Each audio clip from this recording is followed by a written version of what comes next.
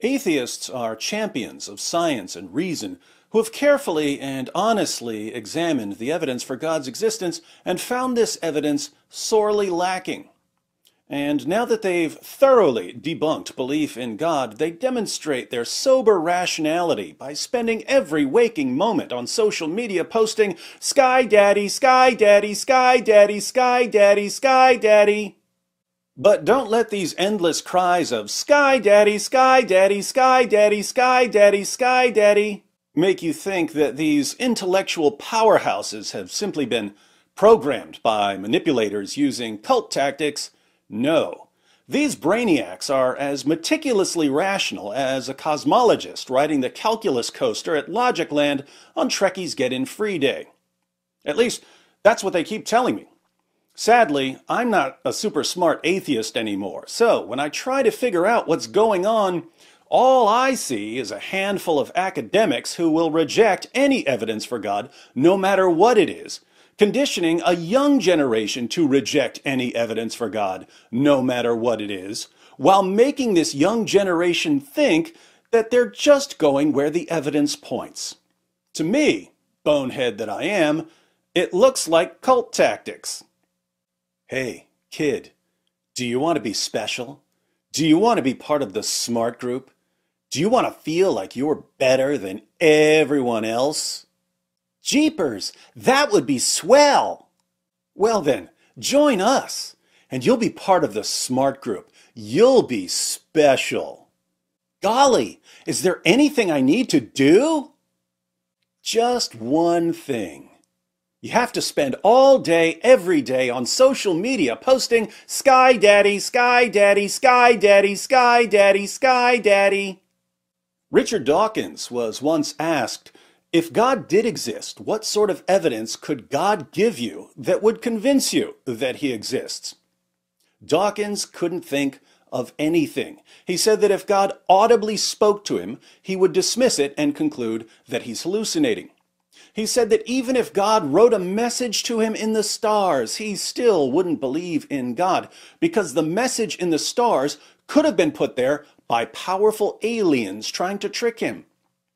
Peter Boghossian, the atheist philosopher who was interviewing him, agreed completely. And they're not alone. Let's hear from the great Oxford chemist Peter Atkins, who, like Richard Dawkins before him, was asked about the sort of evidence that could potentially prove him wrong. Here's the charge against him. I think at one level, some people might accuse you of being so committed to atheism that you'd never be willing to countenance any evidence that might lend support to a creator behind the universe. And now the question. I'm just interested, what sort of evidence could science or the physical universe present to you that would make you think, actually, that is evidence that there's a mind behind this? I find that a very difficult question.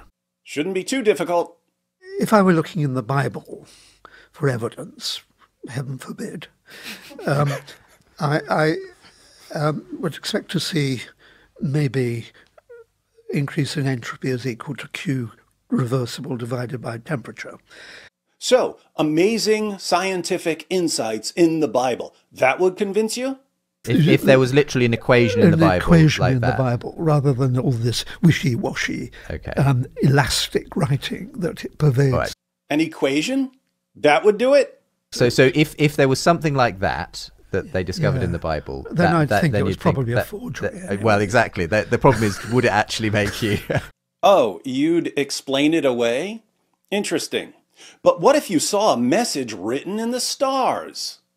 No. I mean, is there anything from, is there any kind of evidence in the universe that could make, I mean, if the stars lined up to spell, Peter, please believe in me, it's about time. Would that convince you? I put it down to madness. So, if you saw a message written in the stars, you would explain it away, just like Richard Dawkins and Peter Boghossian. Sounds like, Peter, that there's no evidence that will persuade you away from atheism. Well, to be honest, I think that's probably the case. At least he's honest. Not about the evidence, but about the fact that he's going to reject the evidence no matter what it is. In that sense, do you even have an evidence-based view if you're actually committed to atheism a priori? No. Well, I'm predicting that there will be no such evidence. That's not quite the same thing as being committed to it a priori. I can't. But you've said there's no evidence that would persuade you otherwise. I think it's much more likely that I would have gone mad than such evidence would have been provided. You are not helping yourself here, Dr. Atkins. So in principle, it's impossible to ever persuade you that God exists. I didn't quite say that. I think you did. Well, what would persuade you? I can't conceive of... I suppose even if I died and was confronted with St. Peter saying, "Welcome to heaven," I'd probably think I was dreaming. So, even if you died and you were welcomed into heaven by St. Peter, you still wouldn't believe. Keep in mind, these are the same people who assure us that they're committed to going wherever the evidence points. If I didn't know better, which I don't, I might think that what they're really committed to is rejecting evidence that points in a direction they don't like. How very scientific of them. So, those were a few clips from a discussion between Peter Atkins and Hugh Ross. During a different discussion, this time with John Lennox, people were texting in questions, and Dr. Atkins was asked if there's any evidence that could convince him that he's wrong. What new evidence would be sufficient to lead the speakers to adopt the opposite view? So if I perhaps ask that first of you, Peter, Yeah. is there any kind of evidence that John could bring to bear that would actually make you change your mind and think actually maybe there is a God?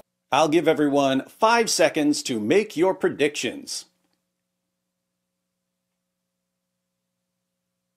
I think that's very interesting. I have asked myself that question previously.